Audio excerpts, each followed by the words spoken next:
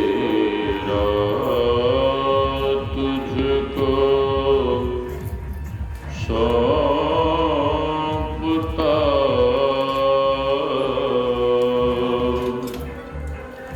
क्या लगेगा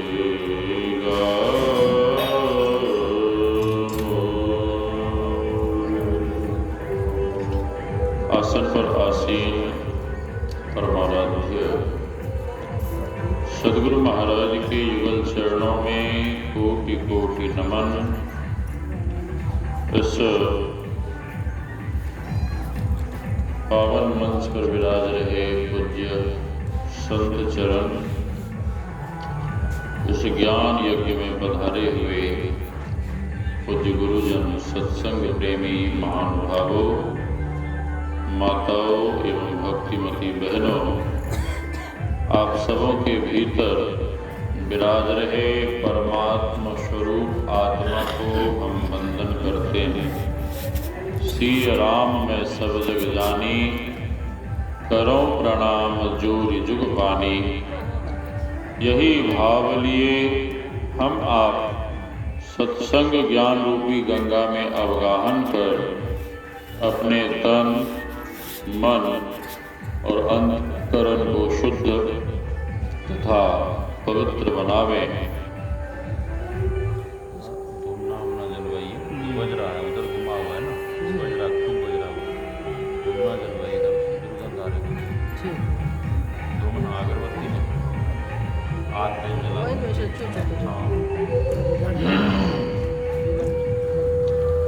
यह सत्संग ज्ञान यज्ञ का आयोजन प्रातः काल से ही यहाँ पर चल रहा है। एक बिटिया के शुभ विवाह के उपरांत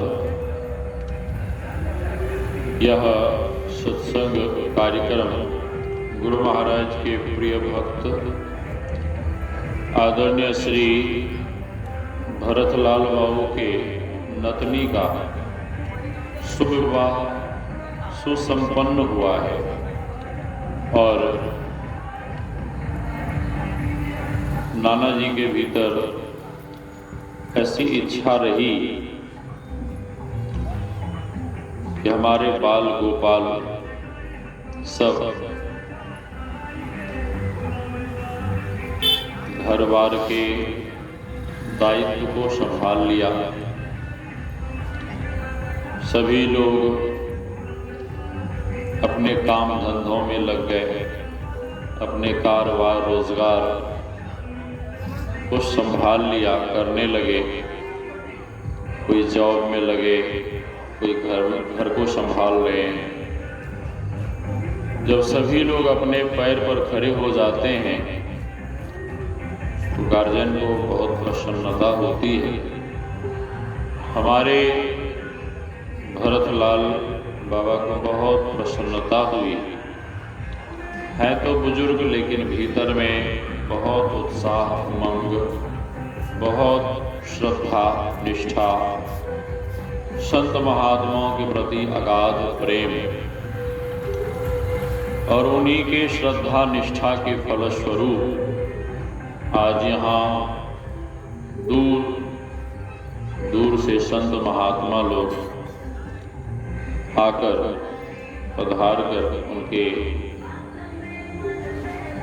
निवास पर सत्संग कर रहे हैं। और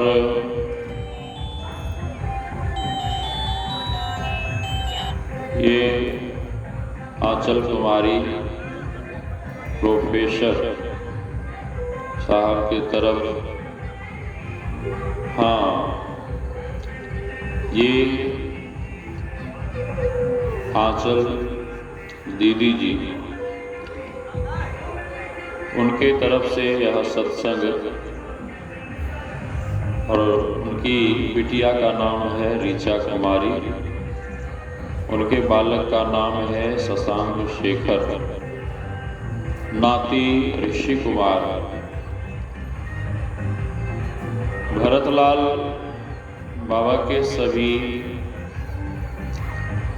परिवार के लोगों का भी सहयोग है और सभी लोगों के सहयोग से यह सत्संग ज्ञान यज्ञ का आयोजन यहाँ पर आयोजित है। भगवान श्री कृष्ण कहते हैं, नहीं ज्ञानेन सदृशम पवित्रम इह विद्यते। ज्ञान यज्ञ के जैसा पवित्र करने वाला, ये हमारे मुकेश बाबा भी सुना रहे थे कि विवाह के अवसर पर न जाने लोग क्या क्या करते हैं, लेकिन यहाँ पर अन्य कोई आयोजन नहीं होकर संत महात्माओं को बुलाकर सत्संग का आयोजन हो रहा है। ये बड़े ही पुण्य की बात है और हम आप पूर्व वक्ताओं के मुखारबिंद से उस प्रसंगों को सुन रहे थे। माता जानकी और राम जी के विवाह का वह पावन प्रसंग हम आप सुन रहे थे। बोलिए प्रेम से श्री सद्गुरु महाराज की जय, श्री सद्गुरु महाराज की जय, श्री सद्गुरु महाराज की जय।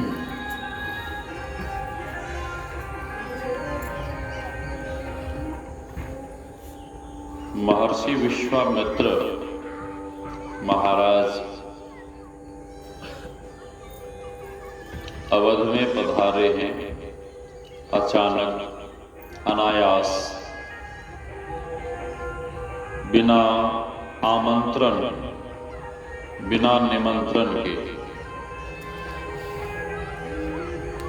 महाराज दशरथ को आश्चर्य होता है। महाराज दशरथ ने पूछा कि हे महर्षि, हे मुनिवर, कैसे आना हुआ? पहले तो यथोचित स्वागत सम्मान करते हैं और बात भी बिल्कुल सही है कि जब भी कोई आपके यहाँ आवे उनसे सीधे मत आप पूछिए किस लिए आए हैं, कैसे क्या। नहीं, सबसे पहले उनका स्वागत करिए, सम्मान करिए, जलपान कराइए, भोजन प्रसाद ग्रहण कराइए। उसके बाद विश्राम करने के बाद आप पूछिए कि अब बताने की कृपा करें कि कैसे आना हुआ। महाराज दशरथ के पूछने पर महर्षि विश्वामित्र ने कहने की कृपा की कि राजन, हम शुभ कार्य करते हैं और शुभ कार्य करने में बहुत विघ्न हो रहा है। शुभ कार्य धनुष यज्ञ, यज्ञ और यज्ञ करने में राक्षस लोग बहुत विघ्न करते हैं। महाराज दशरथ ने कहा, आप आदेश करें, जितने सैनिक चाहिए, जितने योद्धा रथी महारथी चाहिए, और आप स्वयं हमें आदेश करिए, हम भी चलने को तैयार हैं और तुरंत सभी राक्षसों को हम मार डालेंगे, आप आदेश करिए। आप जो भी आदेश करेंगे हम तैयार हैं। महर्षि विश्वामित्र कहते हैं कि नहीं राजन, हम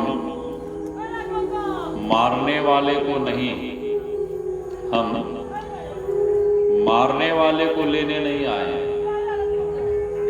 हम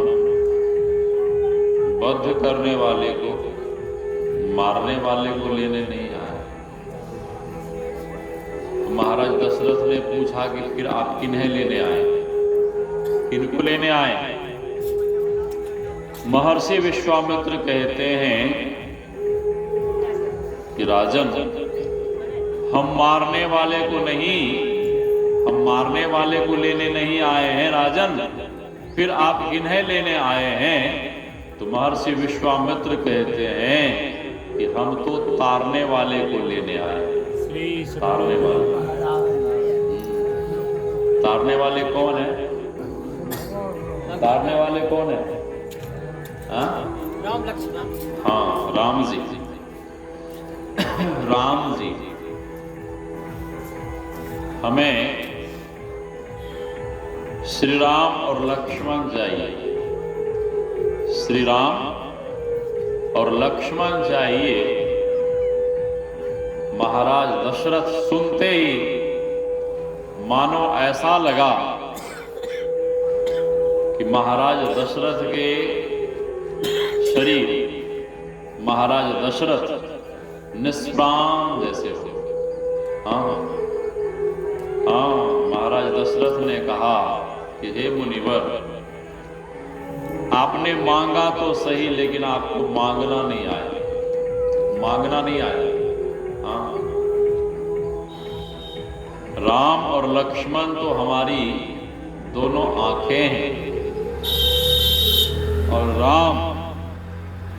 राम तो मेरे प्राण हैं, और आप मेरे प्राण को ही लेकर चले जाएंगे तो मैं जिंदा कैसे रहूं? हाँ, बुढ़ापे में बेटा हुआ और मेरे बेटे को दुनिया के लोग कहते हैं कि भगवान है, और बुढ़ापे में जिन्होंने बचपन से प्रतीक्षा की, विवाह के बाद भी प्रतीक्षा करते रहे, और इतने प्रतीक्षा के बाद जिनको भगवान जैसा बेटा मिला हो, वो भला भगवान को कैसे दे सकता है किसी को? आपने मांगा तो सही, लेकिन आपको मांगना नहीं आया। हाँ, महर्षि विश्वामित्र गुस्सा गए, महर्षि विश्वामित्र गुस्सा गए, और महर्षि विश्वामित्र कहने लगे कि तुम हमें सिखाओगे, हाँ, तुम हमें सिखाओगे कि हमें कैसे मांगना चाहिए, क्या मांगना चाहिए। महर्षि वशिष्ठ ने बहुत समझाया, और बहुत समझाने बुझाने पर, बहुत समझाने बुझाने पर महाराज दशरथ माने, और महाराज दशरथ ने राम जी और लक्ष्मण भैया को देते हुए कहते हैं कि हे ऋषिवर, अब आज से आप ही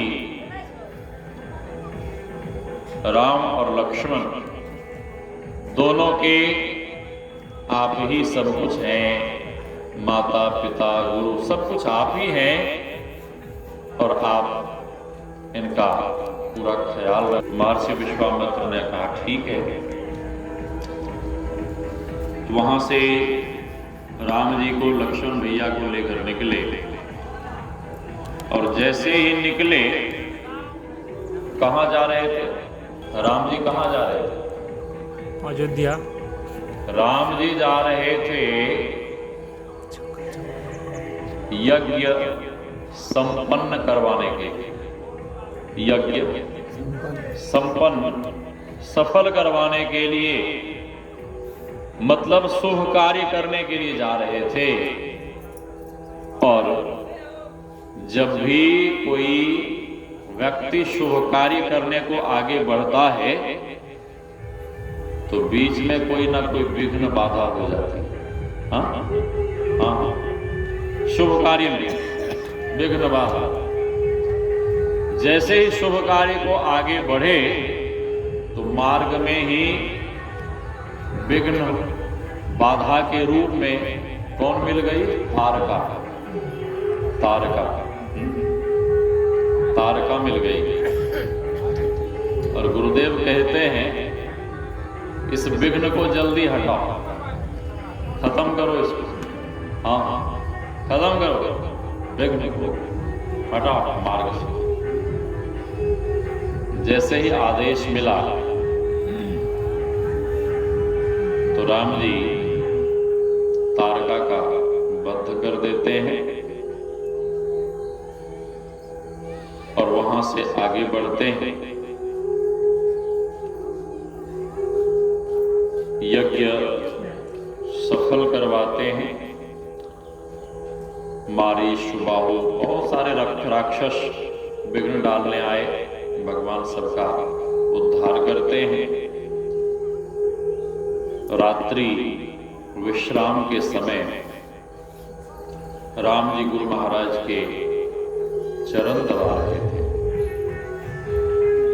और राम जी कहते हैं कि हे गुरुदेव, अब यज्ञ सफल हो गया, यज्ञ सफल हो गया। अब तो अयोध्या चलने में भला है। कहां चलने में? अयोध्या वापिस लौटने में भला है।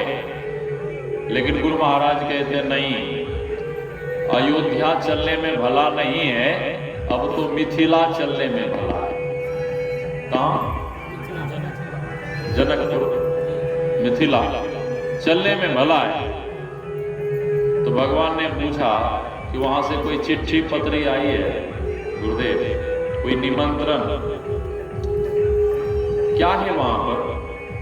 तो गुरु महाराज कहते हैं, बाबा तुलसी ने लिखा है, धनुष यज्ञ सुनी रघुकुल नाथा, हरसी चले मुनिवर के साथा। राम जी ने जैसे ही सुना कि वहां धनुष यज्ञ होने वाला है तो राम जी प्रसन्न हो गुरु महाराज के संग चल पड़े। मार्ग में जा रहे हैं। मार्ग में राम जी ने एक आश्रम देखा। आश्रम दीख एक मगमाही, खग मृग जीव जंतु तहां नाही। एक बड़ा विचित्र आश्रम राम जी ने देखा, भगवान ने देखा। राम जी पूछते हैं कि हे गुरुदेव, ये आश्रम कैसा है? ये बड़ा विचित्र आश्रम दिख रहा है। आश्रम तो बहुत बढ़िया है, लेकिन इस आश्रम में ना तो कोई पशु ना पक्षी, कुछ भी नहीं है।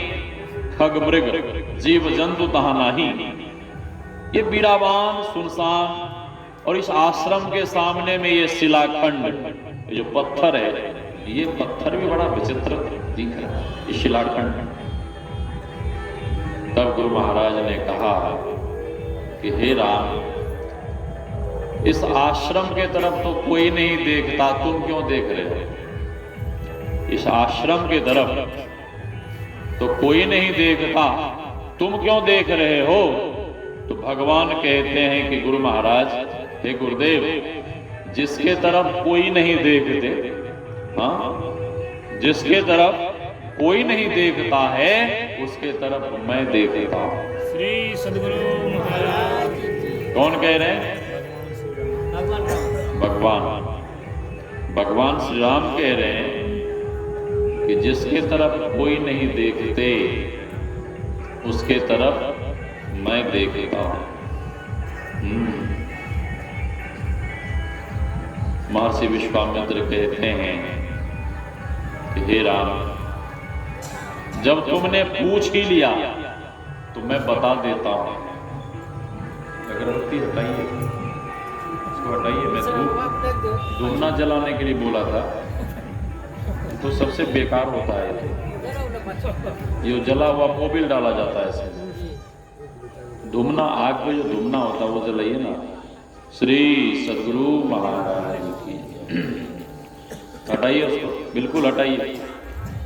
श्री सद्गुरु महाराज की जय। महर्षि विश्वामित्र प्रथम विश्राम महाराज जनक के आम्र वाटिका में करते हैं। सेवकों ने जैसे ही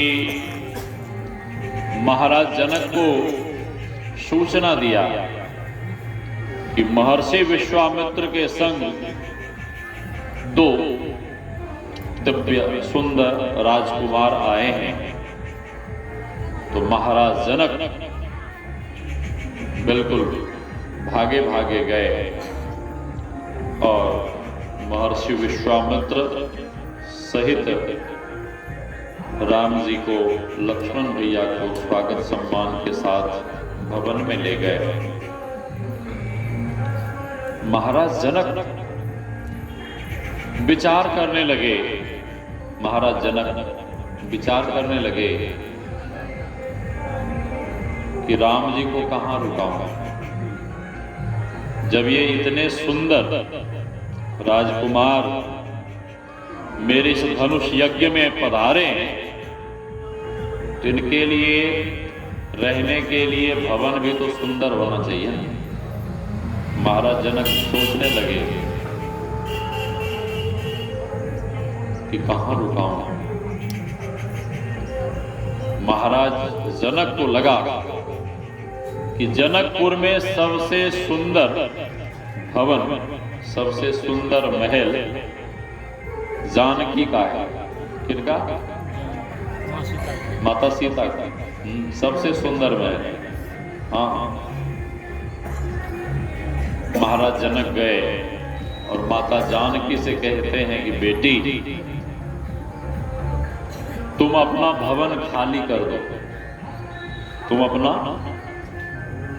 आपके यहाँ कोई बढ़िया गेस्ट कोई आते हैं या संत महात्मा आते हैं, तो आप अपने बच्चों से कहते हैं कि बेड खाली कर दो, बढ़िया से बिस्तर लगा दो, इस पर हमारे अतिथि विश्राम करेंगे। हाँ, माता जानकी पूछती हैं कि पिताजी ये मैं अपना महल, अपना भवन इनके लिए खाली करूं, इस महल में कौन रहेंगे? तो महाराज जनक कहते हैं कि बेटी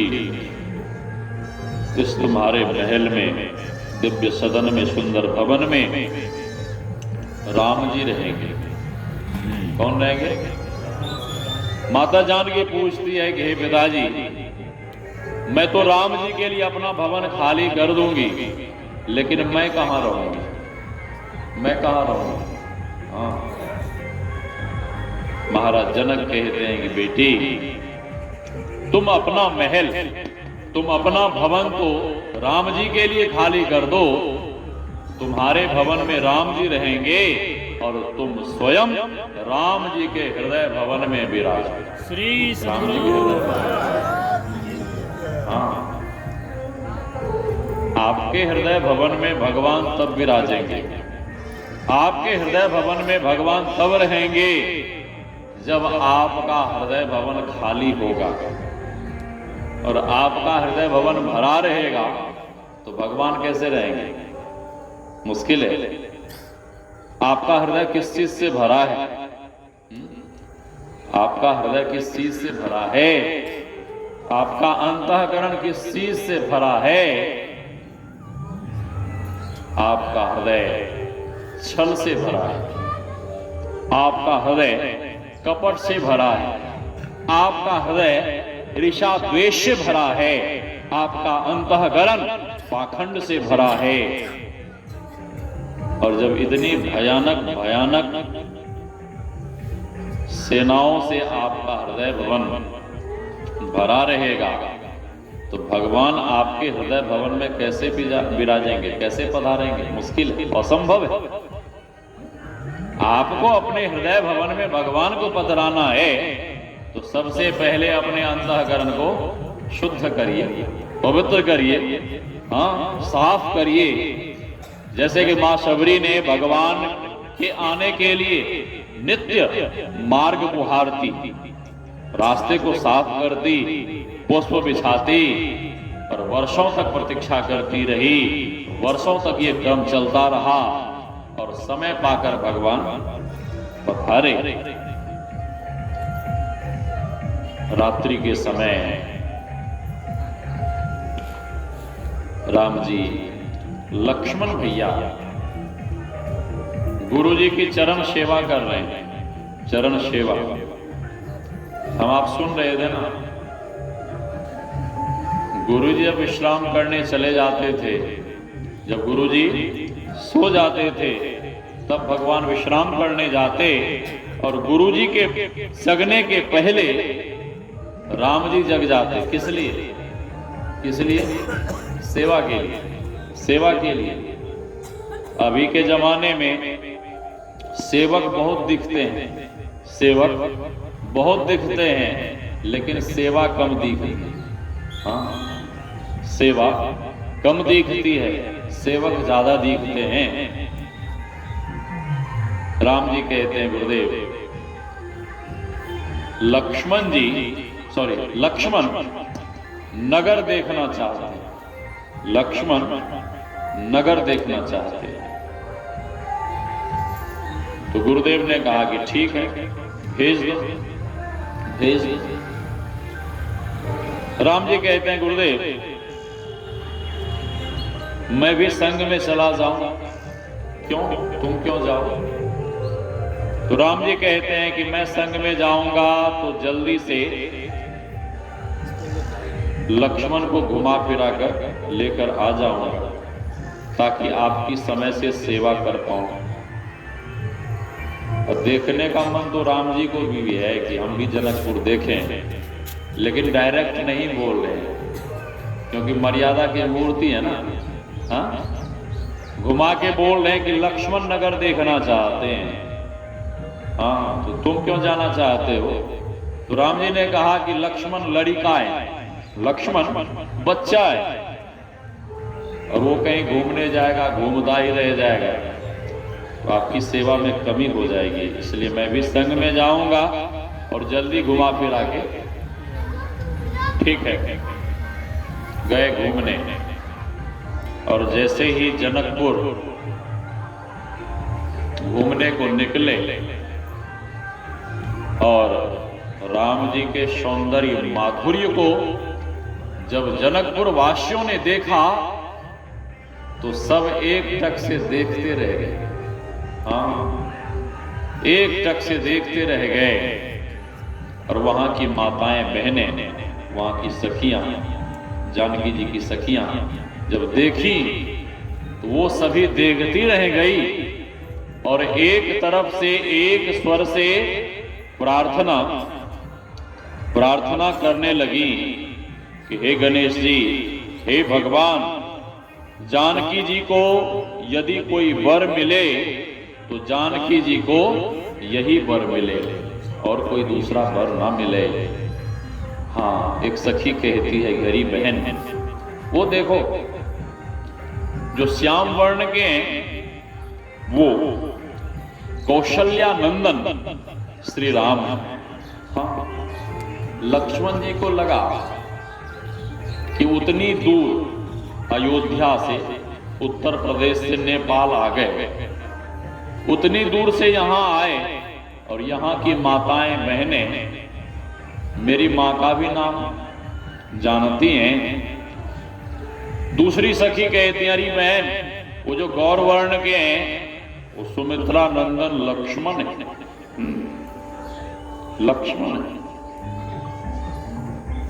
लक्ष्मण भैया को लगा यहां की माताएं, बहनें, यहां की सखियां मेरी मां को कैसे जानती हैं। तो लक्ष्मण जी मुंह उठाकर ऊपर देखने लगे। राम जी इशारे में कहते हैं नगर के लोगों को मत देखो, नगर को देखो, लेकिन नगर के लोगों को मत देखो। एक सखी कहती, अरे बहन, अरे इसकी मां को कौन कहे, इनकी मां को कौन कहे, इनके बाप तक को हम जानती हैं। हाँ, एक सखी कहती है, अरे बहन, ये जो श्याम वर्ण के कुमार हैं, ये दशरथ नंदन श्री राम है। लक्ष्मण जी फिर मुंह उठाकर ऊपर देखने लगे, ये लोग मेरे पिताजी का भी नाम जानती हैं। राम जी कहते हैं, नगर के लोगों को मत देखो, नगर को देखो, लेकिन नगर के लोगों को मत देखो। एक सखी कहती, अरे बहन, हमें तो लगता है कि ये दोनों गूंगे हैं। हाँ, गूंगे, इनको गूंगा कहा जा रहा है। हाँ?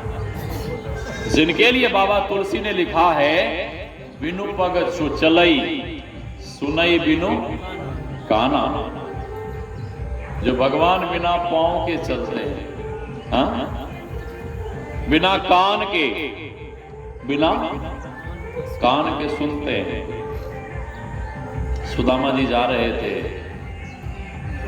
नंगे चरण, पैर में कांटा चुभ गया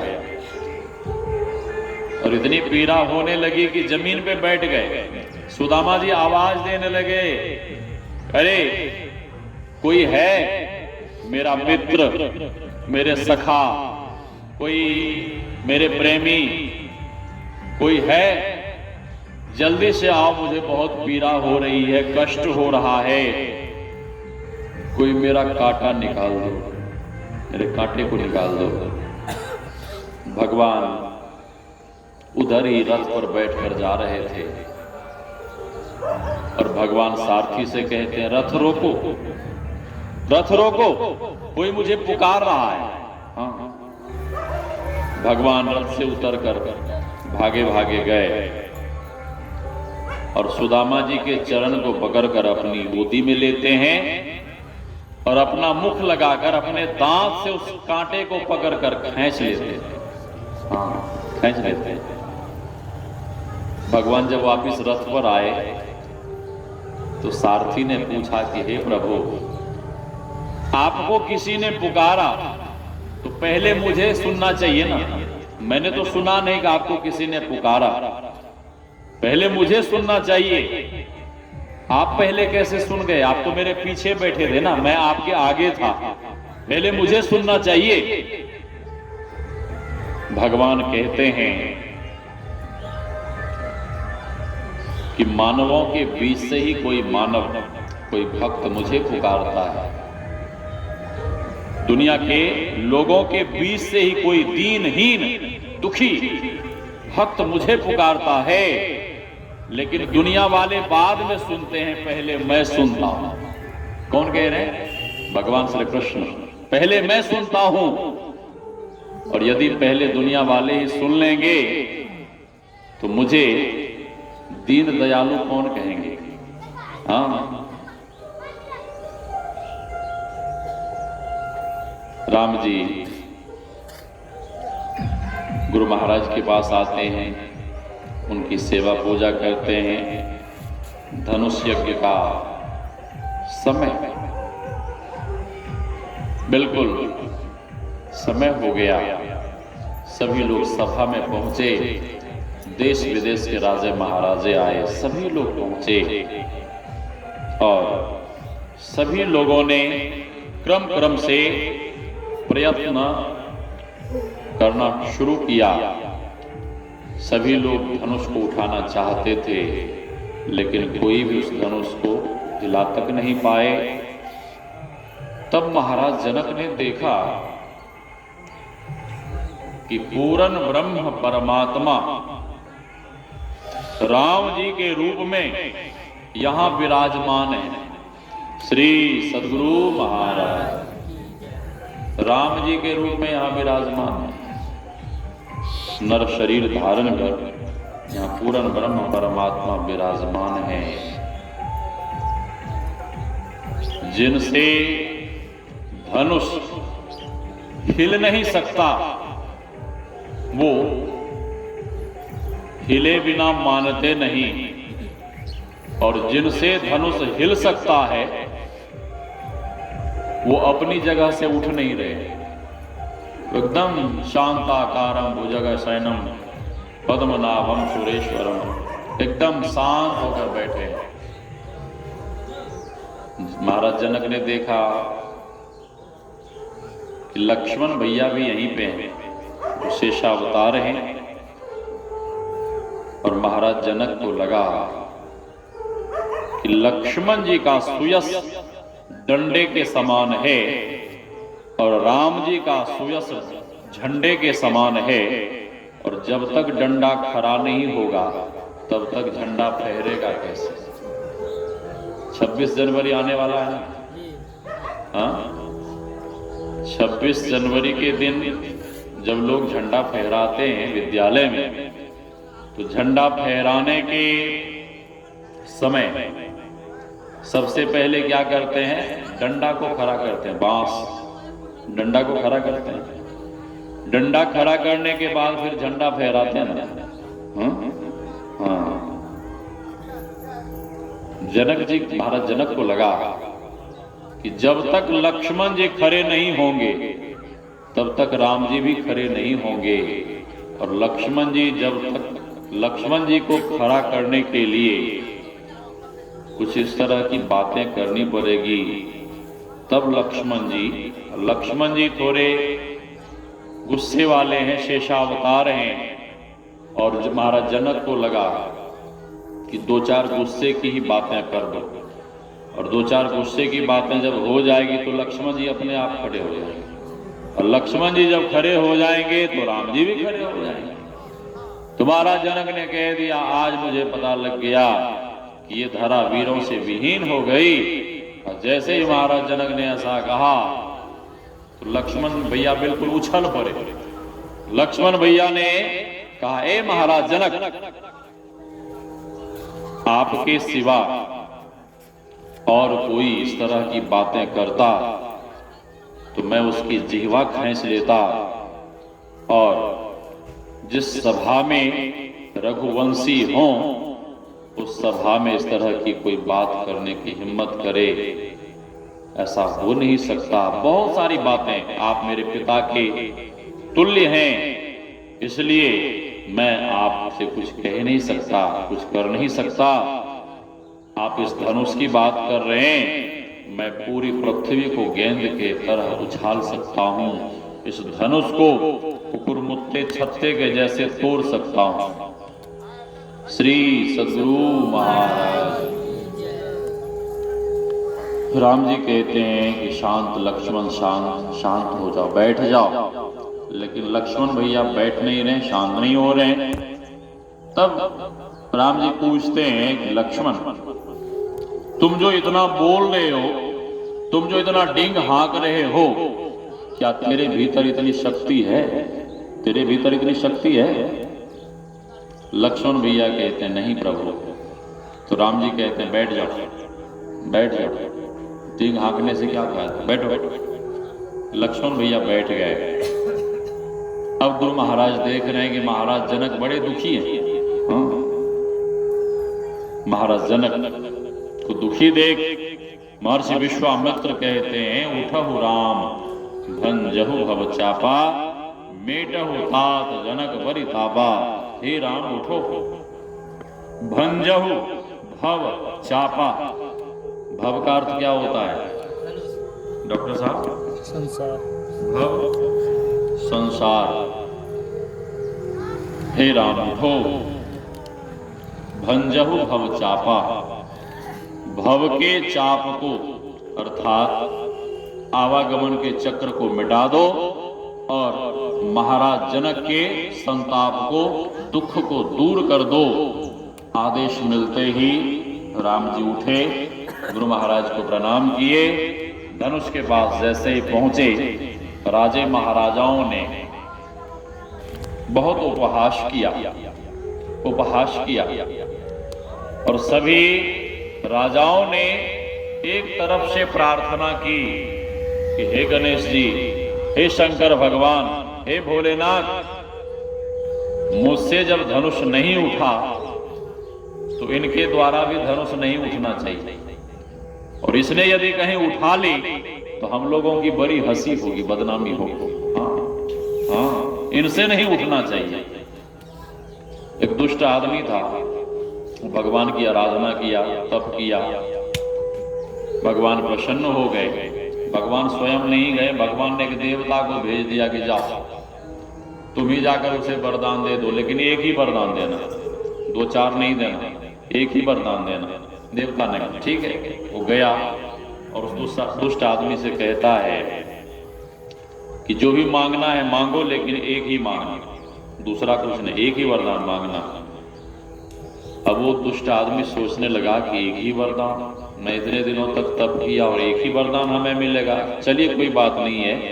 वो दुष्ट आदमी ने अपना दिमाग लगाया और वो कहता है कि ए देवता जी, हमें एक ही वरदान दीजिए, लेकिन अच्छे से हमें वरदान दीजिए। वो दुष्ट आदमी कहता है कि ए देवता जी, जब चाहें, जैसा चाहें, जिस समय चाहें और जो भी चाहें वह सब कुछ हमें मिलता रहे, यही वरदान हमें दीजिए। अब ये एक वरदान है कि अनेक वरदान? जब चाहें, जैसा चाहें, जो चाहें, जिस समय चाहें, हमें मिलना चाहिए, मिलता रहे। तो देवता ने कहा तुम्हें तो मिलेगा, लेकिन पड़ोसी को तुमसे 2 गुना हो जाएगा, पड़ोसी को तुमसे 2 गुना हो जाएगा। देवता चले गए। अब जैसे ही घर पहुंचा तो भगवान से कामना की, वरदान मांगना शुरू किया कि हे भगवान जी, मेरा घर 5 मंजिल का बन जाए। तो कामना करते ही भगवान की कृपा से उसका घर 5 मंजिल का बन गया, लेकिन पड़ोसी का 10 मंजिल का बन गया। अब तो उसे बहुत जलन हो। फिर भगवान से कामना की कि मेरे घर के आगे एक कार होनी चाहिए, बढ़िया कार। तो उसके घर के आगे एक कार हो गई, उसे कार मिल गई। पड़ोसी के घर के सामने 2 कार। अब उसे बड़ा जलन हो, बहुत जले। उसने भगवान से कामना की कि हे भगवान जी, मेरे घर के आगे कुआं खुदवा दो, कुआं। हाँ। लोगों ने पूछा कुआं क्यों खुदवाओ घर के सामने? तो उस दुष्ट आदमी ने कहा कि मेरे घर के आगे एक कुआं खुदेगा तो पड़ोसी के घर के आगे कितने? 2। कभी ना कभी अंधेरी रात में किसी ना किसी कुआं में गिरेगा और मरेगा। हाँ, अब देखिए, हाँ मरेगा। 2 कुआं बन गया पड़ोसी के घर के सामने, लेकिन पड़ोसी मरे नहीं, गिरे नहीं, मरे नहीं। अब सोचने लगा अब क्या करें? तो भगवान से कामना की, हे भगवान जी, मेरी एक आंख फूट जाए। तो मित्र ने पूछा कि आंख क्यों फुरवाओ भगवान से? तो उस दुष्ट आदमी ने कहा कि मेरी एक आंख फूटेगी तो पड़ोसी की दोनों आंख फूटेगी, किसी ना किसी कुआं में गिरेगा और मरेगा। अब बताइए, तो वहां जितने राजे महाराजे थे सभी लोग गणेश जी से, भगवान भोलेनाथ से प्रार्थना करने लगे कि हे भगवान शंकर, हे गणेश जी महाराज, हमसे धनुष नहीं टूटे, हिले तक नहीं, तो इनसे भी मत तुरबाना। और इसने कहीं तोड़ दिया तो हम लोगों की बड़ी हंसी होगी, बदनामी, इसलिए मत तुरबाना। हाँ, राम जी गए और सीधे धनुष को नहीं उठा लिए। राम जी वहां खड़े होकर विचार करने लगे कि जिस धनुष को ये बड़े बड़े राजे महाराजे भी उठा नहीं पाए, हिला तक नहीं पाए, और मुझसे भी कहीं ये धनुष नहीं उठा तो हमारी बदनामी हुई। और हमारे साथ साथ हमारे गुरु महाराज आए हैं, गुरु महाराज की भी बदनामी होगी। हाँ? नहीं, गुरु महाराज की भी बदनामी होगी। तो गुरु महाराज से आशीर्वाद प्राप्त करने के लिए राम जी वहां खड़े होकर आंख बंद कर अपने दोनों हाथ जोड़कर, बाबा तुलसी ने लिखा है, गुरु ही प्रणाम मन ही मन कीन्हा। अति लाघव उठाय धनु लीन्हा। जो कार्य सबके लिए असंभव हो गया, धनुष को उठाना, हिलाना, प्रतंचा चढ़ाना, जिसके लिए जो कार्य सबके लिए असंभव हो गया और उसी कार्य को करने के लिए जा रहे हैं। मैं कह रहा हूं आपके जीवन में कैसा भी असंभव कार्य हो, लेकिन आप उस असंभव कार्य को गुरु महाराज का आशीर्वाद लेकर, गुरु महाराज को नमन कर, वंदन कर, प्रणाम कर, गुरु महाराज से आशीर्वाद लेकर जब उस शुभ कार्य को करने के लिए आगे बढ़ेंगे, किसी भी कठिन कार्य को करने के लिए आप आगे बढ़ेंगे, तो वो नहीं होने वाला कार्य भी गुरु कृपा से वह असंभव कार्य भी संभव हो जाएगा, संभव हो जाएगा। तो राम जी सीधे धनुष को नहीं उठा लिए, वहां खड़े होकर भी राम जी ने गुरु महाराज को प्रणाम किया और उस दिव्य विशाल शिव धनुष को एक क्षण में ही उठा लिया। किसी ने देखा और किसी ने देखा भी नहीं, प्रतंचा चढ़ाने पर धनुष बीच से ही टूट गया और सभी राजे महाराजे कहने लगे इसे बंदी बना लो और बहुत सारी बातें होने लगी। महाराज जनक प्रसन्न हो गए और महाराज जनक प्रसन्न हो माता जानकी से, अपने पुत्री सीता जी से कहते हैं कि बेटी जाओ राम जी के गले में वरमाला डाल दो। माता जानकी जैसे ही वहां से आगे बढ़ी, राम जी के पास पहुंचती हैं। राम जी बड़े हैं, राम जी माता जानकी छोटी हैं। अब माता जानकी का हाथ भगवान के गले तक, ऊपर तक नहीं पहुंच पा रहा था, तो वहां की माताएं बहनें, वहां की सखियां गीत गाने लगी। झुक जइयो लला एक बार, लली मेरी छोटी सी। ए लला थोड़ा झुक जाओ, क्यों? मेरी बेटी छोटी है। लक्ष्मण भैया ने कहा कि भैया आज तक रघुवंशी किसी के सामने झुके नहीं, यहां भी मत झुकना, और यदि झुक गए तो रघुवंशी की बहुत हंसी हो जाएगी, बदनामी हो जाएगी, इसलिए झुकना मत। वहां की माताओं बहनों ने कहा शादी विवाह में तो बड़ों बड़ों को झुकना पड़ता है, तुम किस खेत के हो, तुम्हें भी झुकना ही पड़ेगा। तो राम जी तो झुकना चाह रहे थे, लेकिन लक्ष्मण भैया के कहने पर राम जी आकर कर खड़े हो गए, फिर आकर कर खड़े हो गए। झुकना चाह रहे थे, आकर कर खड़े हो गए। जब राम जी नहीं झुके तो माता जानकी को लगा अब क्या करें। जिस समय राम जी ने धनुष को तोड़ा था, उसी समय लक्ष्मण जी समझ गए श्री सद्गुरु महाराज। कितने बजे आरती करना? श्री सद्गुरु महाराज की जय। जिस समय धनुष भंग हुआ, लक्ष्मण भैया उसी समय समझ गए कि अब राम जी का विवाह जानकी जी के साथ होगा, और उसी समय से लक्ष्मण भैया ने माता जानकी को अपनी मां मान लिया, मां मान लिया। और माता जानकी लक्ष्मण भैया की ओर देखते हुए इशारा करती हैं कि लक्ष्मण अब तुम ही कुछ करो, तुम ही कुछ करो। और लक्ष्मण भैया ने देखा कि माता जानकी कुछ आदेश कर रही हैं, तो लक्ष्मण भैया एक कौतुक, एक लीला करते हैं, और लक्ष्मण भैया अचानक राम जी के चरण में कटे वृक्ष के जैसे गिर जाते हैं। हाँ? राम जी को लगा कि ये क्या, इस भरी सभा में लक्ष्मण को क्या हो गया, लक्ष्मण चरण में काहे को पड़ गया। राम जी सोचने लगे, लगता है कि मैंने धनुष भंग कर दिया। तो लक्ष्मण धन्यवाद देने के लिए मुझे माथा टेक रहा है, ऐसी कोई बात नहीं थी। राम जी को आश्चर्य हुआ, अच्छा आपके सामने आपका छोटा भैया आपके चरण में पड़ जाए तब क्या करेंगे?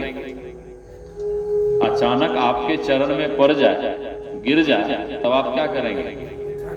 हाँ? उठाएंगे ना? हाँ। श्री सद्गुरु महाराज राम जी कह रहे हैं, उठो लक्ष्मण, हो गया, उठो उठो, हो गया, उठो उठो उठो उठो, उठ जा। लेकिन लक्ष्मण भैया नहीं उठे। जब नहीं उठे तो राम जी लक्ष्मण भैया को उठाने के लिए झुके, और जैसे ही झुके तो माता जानकी वरमाला राम जी के गले में डाल दी। हाँ, निमंत्रण भेजा गया, कहां? अवध। और उधर से महाराज जनक बारातियों के साथ सज धज कर निकले, जनकपुर पहुंचे और विधिवत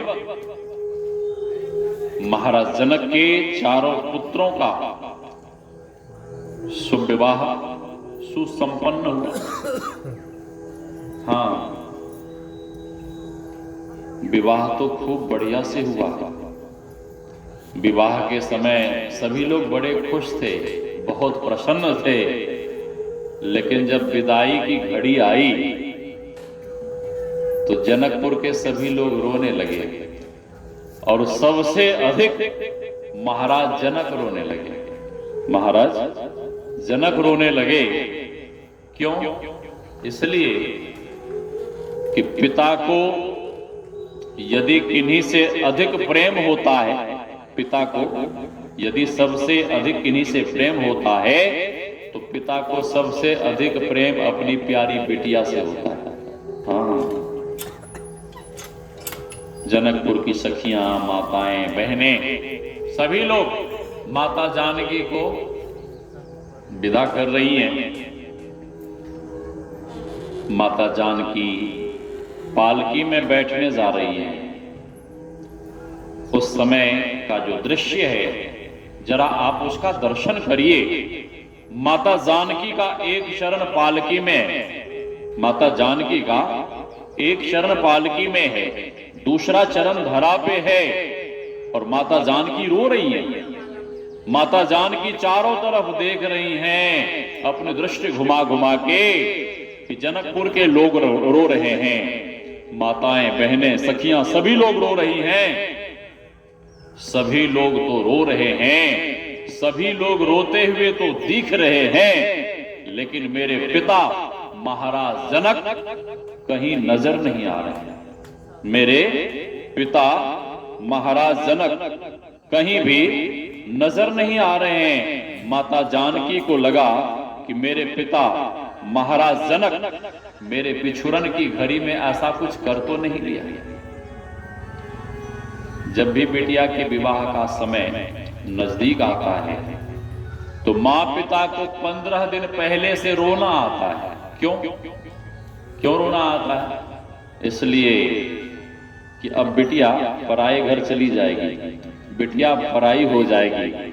बिटिया जो मेरा ख्याल रख रही थी, बिटिया जितना मेरी सेवा कर रही थी, पता नहीं बिटिया के जाने के बाद वह ताजा स्वादिष्ट गर्मा गर्म भोजन समय पर मिलेगा कि नहीं मिलेगा। हाँ, जिस तरह से बेटी मेरी सेवा कर रही थी, और बिटिया का जिस दिन से जन्म होता है, पिता को उसी दिन से चिंता होने लगती है। और पिता एक एक रुपए, थोड़े थोड़े पैसे बचा बचा कर रखते हैं। किस लिए बचा कर रखते हैं?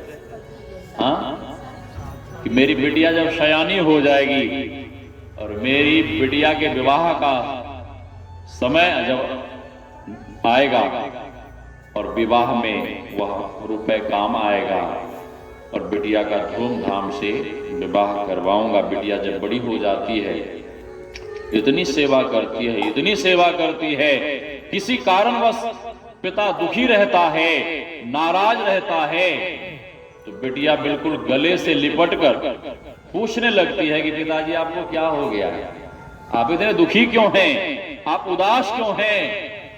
पिता बोलना नहीं चाहता, बताना नहीं चाहता, लेकिन बिटिया किसी ना किसी तरह से पिता के उस दुख को, उस बात को कहवा के ही रहती है, बुलवा के ही रहती है। और पिता किसी कार्यवश जब बाहर जाते हैं तो बिटिया पिता के कक्ष को साफ सुथरा कर, झाड़ू पोछा लगाकर, पिता के बेड को बिल्कुल ठीक कर, पिता के मैले वस्त्र को धोकर प्रेस कर बढ़िया से सजाकर संवार कर रख देती हैं। और पिता जब बाहर से आते हैं शाम को तो अपने कक्ष को सजा संवरा हुआ देख पिता बड़े प्रसन्न होते हैं कि मेरे कक्ष को इतना बढ़िया से किसने सजाया। हाँ, पिता पूछते हैं कि मेरे कक्ष को, मेरे कपड़े को इतना बढ़िया से धुलकर प्रेस कर किसने रखा है। तो उनकी पत्नी कह देती है कि आपकी लाडली लाली ने, आपकी प्यारी बिटिया ने आपके कक्ष को सजाया है, संवार कर रखा है। पिता फूले नहीं समाते और पिता अपनी प्यारी बिटिया को आवाज देते हैं। बिटिया जैसे ही दौड़ कर जाती है तो पिता अपने अंक में भरकर स्नेह करते हैं और पिता कहते हैं कि बेटी मुझे बहुत भूख लगी है। बेटी कहती है आप बस हाथ मुंह धोइए, भोजन तैयार है, अभी लाई। और जब तक पिता हाथ मुंह धोते हैं उधर बिटिया भोजन का थाल लेके खड़ी रहती है। इतनी सेवा कौन कर सकता है, कोई नहीं कर सकते। हाँ, और जब विवाह का समय नजदीक आता है तो माँ पिता को 15 दिन पहले से रोना आता है। और जब विदाई की घड़ी आती है सभी लोग तो घर के बाहर रोते हैं, लेकिन पिता घर के एक कोने में छिप कर रोते हैं। माताएं अपना रोना दिखा सकती हैं, लेकिन पुरुष अपना रोना दिखा नहीं सकते। रोते तो पुरुष भी हैं, लेकिन वो अपना रोना दिखा नहीं सकते। माता जानकी को लगा कि इस बिछुरन की घड़ी में मेरे पिताजी ने ऐसा कुछ कर तो नहीं लिया। माता जानकी पालकी में से बैठते बैठते उतर गई और अपने पिता महाराज जनक के महल की ओर दौड़ पड़ी। महाराज जनक के महल में जैसे पहुंचती है तो देखती है कि मेरे पिताजी महल में नहीं है। माता जानकी और घबराने लगी, मेरे पिताजी कहां चले गए। ढूंढते ढूंढते माता जानकी अपने पिता महाराज जनक को ढूंढ ली। माता जानकी देखती हैं कि जनकपुर वासी माताएं, बहनें, सखियां, सभी लोग, जनकपुर के लोग महल के बाहर रो रहे हैं, लेकिन मेरे पिता महाराज जनक महल के कोने में छिपकर रो रहे हैं। रोते तो पुरुष भी हैं, लेकिन अपना रोना दिखा नहीं सकते। माता जानकी चरण में पड़ गई और चरण में पड़कर रोने लगी। महाराज जनक खड़े खड़े रो रहे हैं, माता जानकी चरण में रो रही हैं और माता जानकी महाराज जनक को बहुत तरह से समझाती हैं कि हे पिताजी आप रोइए मत, मेरे जाने के बाद आप कभी भी मुझे याद नहीं कीजिएगा, मुझे याद कर कभी भी आंसू नहीं बहाइएगा। और माता जानकी कहती हैं कि हे पिताजी मैं आपसे कुछ मांगना चाहती हूँ, आपसे कुछ मांगना चाहती हूँ। महाराज जनक ने कहा मांग बेटी मांग, जो मर्जी जो इच्छा है सो मांग। महाराज जनक ने कहा कि जब तक तू राजमहल में रही, जनकपुर में रही, कभी कुछ नहीं मांगी, और आज तुम जनकपुर को छोड़कर जा रही है, मांग बेटी मांग। और महाराज जनक ने कहा कि जनकपुर का राज, यहाँ का वैभव, जो भी इच्छा है सो मांग। और महाराज जनक ने यह भी कह दिया कि ए बेटी, आज तुम मेरे प्राण भी मांगेगी, ये विदेहराज जनक अपना प्राण भी देने को तैयार है। माता जानकी कहती हैं कि हे पिताजी, ना तो हमें जनकपुर का राज्य चाहिए, ना ही यहाँ का वैभव चाहिए, कुछ नहीं चाहिए। तो महाराज जनक ने पूछा फिर क्या चाहिए? माता जानकी कहती हैं कि हे पिताजी, मुझे केवल एक वचन चाहिए, वचन। महाराज जनक ने कहा मांग बेटी मांग। माता जानकी कहती हैं, रोती हुई माता जानकी कहती हैं कि हे पिताजी, जब मैं जनकपुर से विदा हो जाऊंगी, विदा होकर चली जाऊंगी, जनकपुर को छोड़कर चली जाऊंगी, आपको भी छोड़कर चली जाऊंगी, तो हे पिताजी, मुझे केवल यही वचन दीजिए कि आप कभी भी मुझे याद नहीं करेंगे और मेरी याद में आप कभी भी रोएंगे नहीं, कभी भी आप आंसू नहीं बहाएंगे। महाराज जनक और जोर जोर से रोने लगे और महाराज जनक कहते हैं, करी बेटी, ये तुमने क्या मांग लिया? ये तो बिल्कुल असंभव है। तू तो मेरे प्राण है और जिसका प्राण ही छोड़कर उसे जा रहा हो, वह भला कैसे नहीं रोएगा? ये बिल्कुल असंभव है बेटी। किसी तरह से माता जानकी समझा बुझाकर वहां से निकली और अपनी माँ को भी समझाती बुझाती हैं, विदा होती हैं और बारातियों के संग सब वहां से विदा होकर यात्रा करते हुए अवध को पहुंचते हैं। वहां और एक चीज मैं कहना भूल गया कि माता जानकी को सजा रही हैं, सवार रही हैं, समझा रही हैं, बहुत तरह की शिक्षा दे रही हैं। और माता जानकी की मां कह रही हैं कि बेटी, तुम इस तरह से वहां रहना, इस तरह से दाम्पत्य जीवन को जीना कि किसी को भी किसी तरह की तकलीफ ना हो। सास ससुर गुरु सेवा करी हो और पतिरुख, सबसे पहले सास ससुर की सेवा करना। लेकिन आज की माताएं बहनें कहती हैं, महाराज सास का मतलब जानते हैं? मैंने पूछा क्या?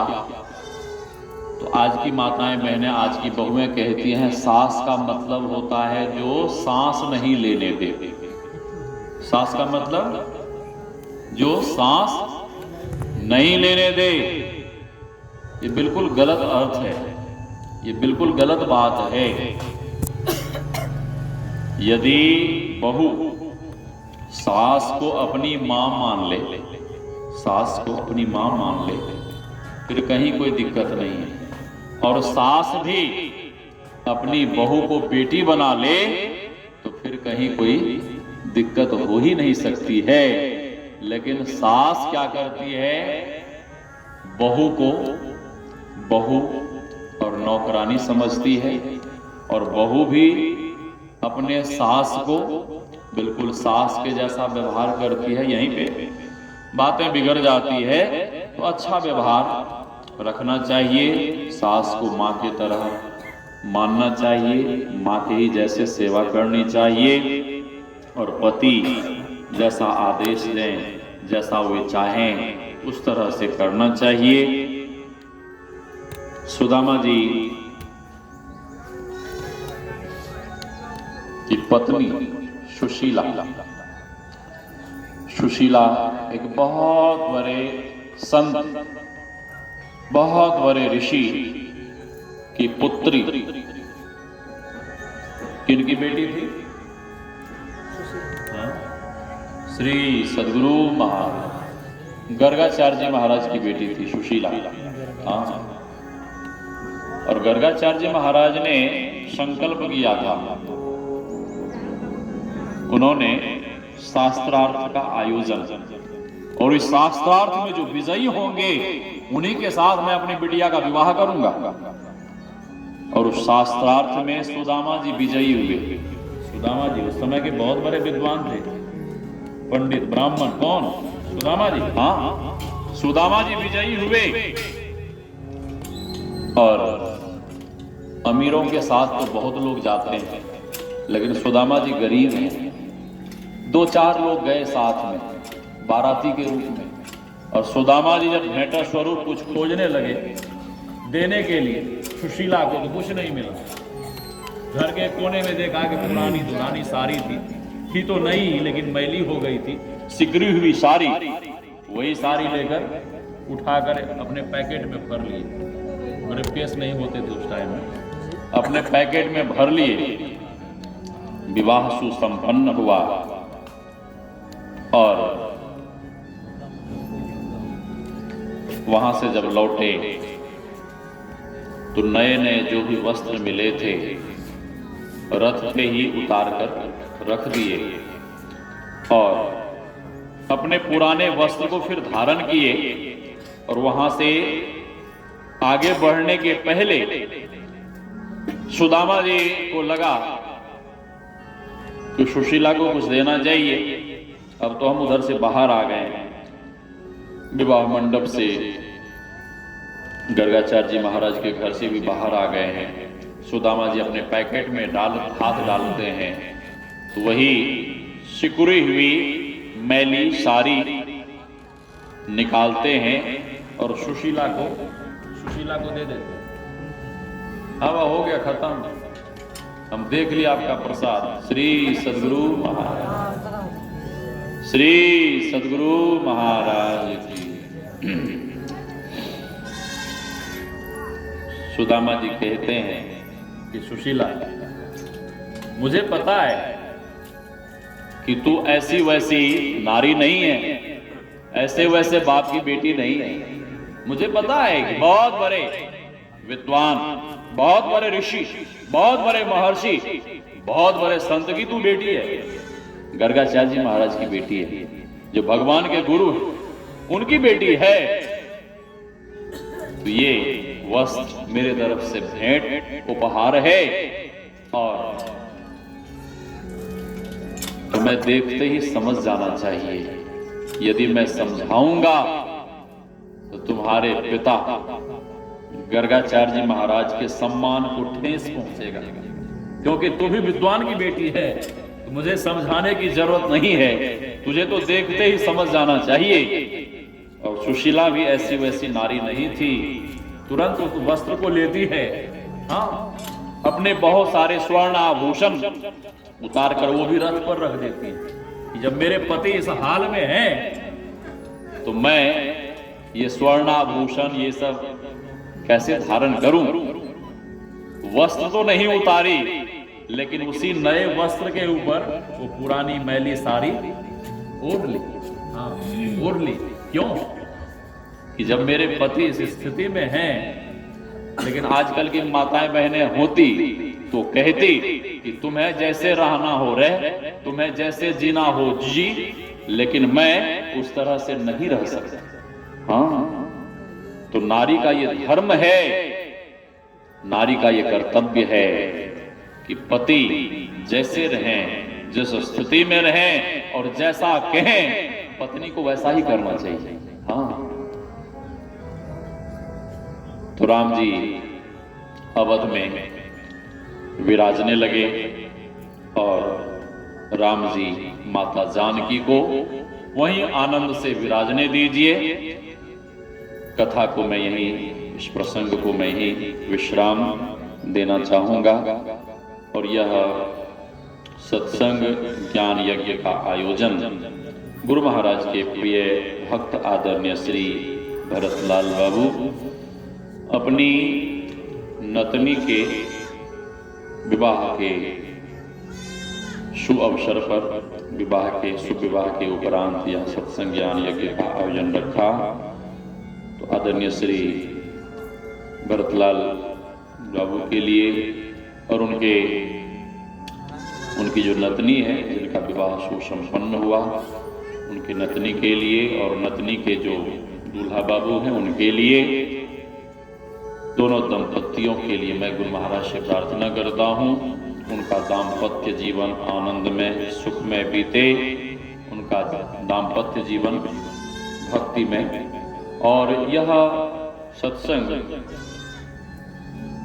आंचल कुमारी प्रोफेसर साहब की तरफ से यह सत्संग वही करा रही हैं, उनके लिए भी गुरु महाराज से मैं प्रार्थना करता हूँ उनका भी जीवन सुख में आनंद में बीते।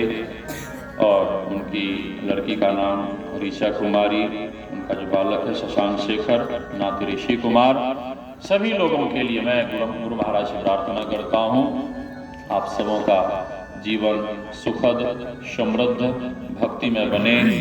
आप आए हुए तमाम गुरुजनों के लिए, माताओं बहनों के लिए तथा समस्त ग्रामवासियों के लिए भी यही प्रार्थना है। इसी वाणी के साथ सर्वे भवन्तु सुखिनः, सर्वे सन्तु निरामया, सर्वे भद्राणि पश्यन्तु, मां कश्चित् दुःख भाग् भवेत्। ओम पूर्णमदः पूर्णमिदं पूर्णात् पूर्णमुदच्यते पूर्णस्य पूर्णमादाय पूर्णमेवावशिष्यते। ओम शांति शांति शांति।